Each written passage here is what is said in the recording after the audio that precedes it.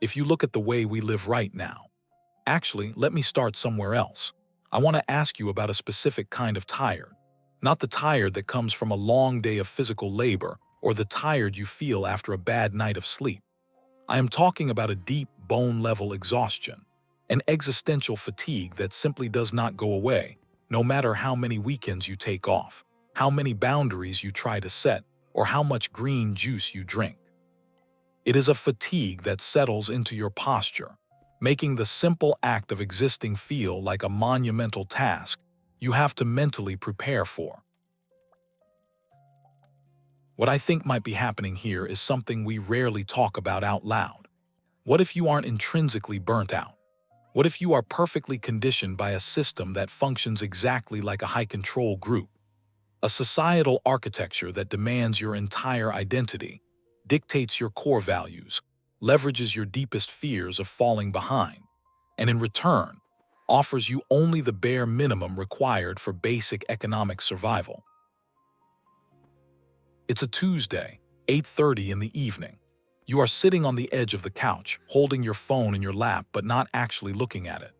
There is a dull, buzzing weight right behind your ribs, a quiet, terrifying suspicion that you are doing everything right, paying your bills, maintaining your habits, showing up to work, but somehow failing at the exact same time. We tend to treat that heavy feeling as a personal deficit. We view our exhaustion as a biological battery defect. So, we try to optimize our way out of it. You set the alarm for 5 in the morning, you carefully fill out the daily habit tracker, you drink the expensive supplements, trying to force your biology to adapt to a schedule that simply does not care about your biology. But what if those aren't wellness tools at all? In my experience, they look a lot like compliance rituals.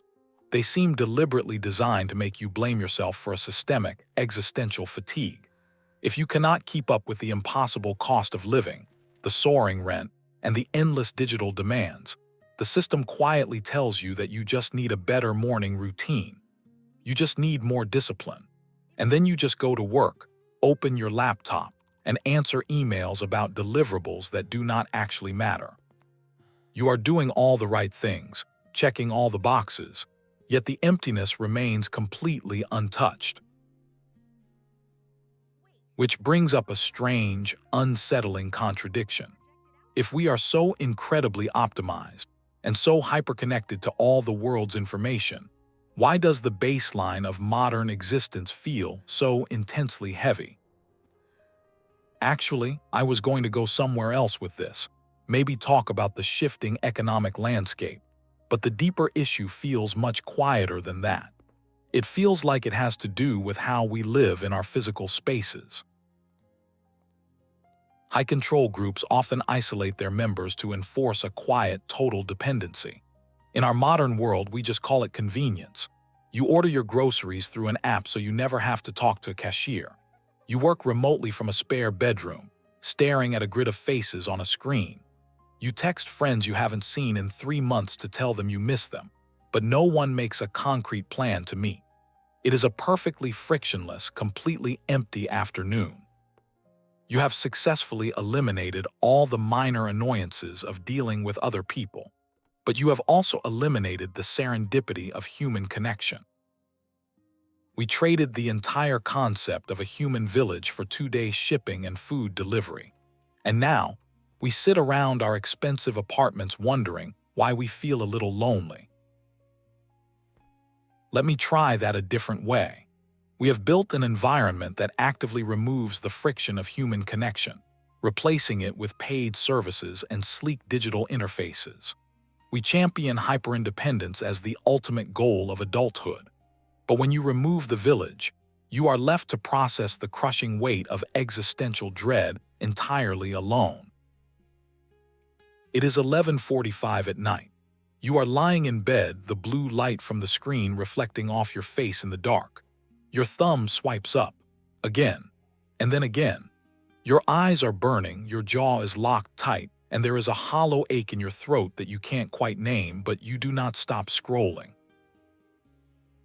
There's something I came across recently about how our nervous systems process this constant stream of digital input.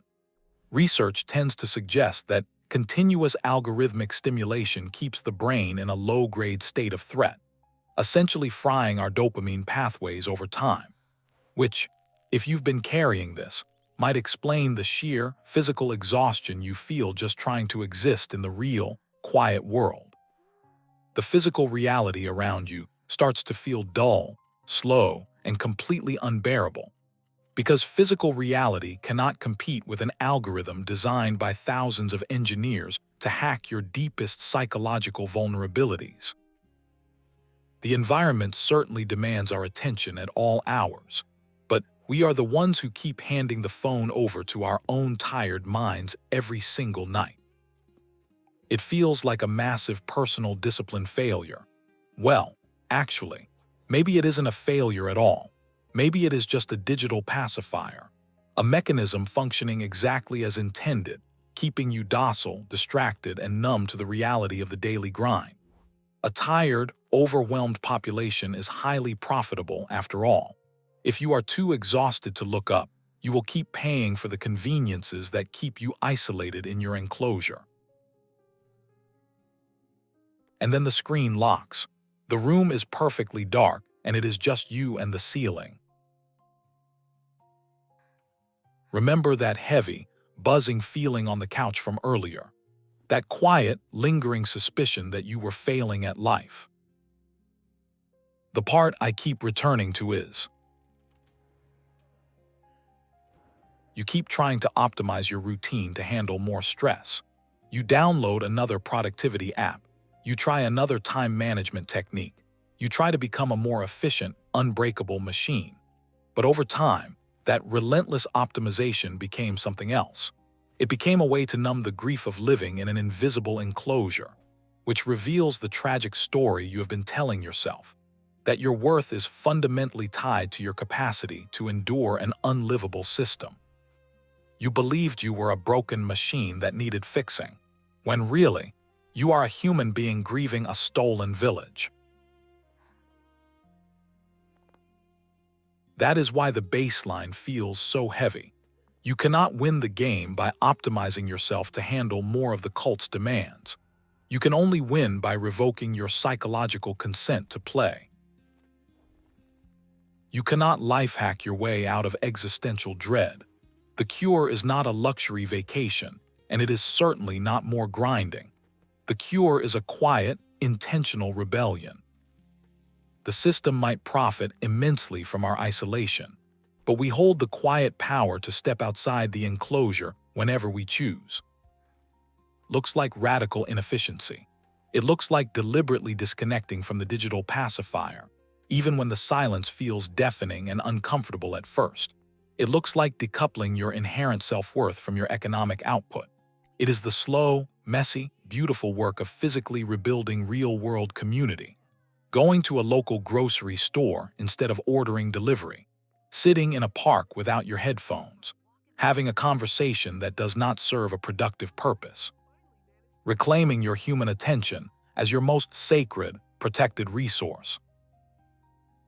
If there is someone in your life this describes, someone who is so deeply tired of trying to optimize their way out of the dark, send this to them without explanation.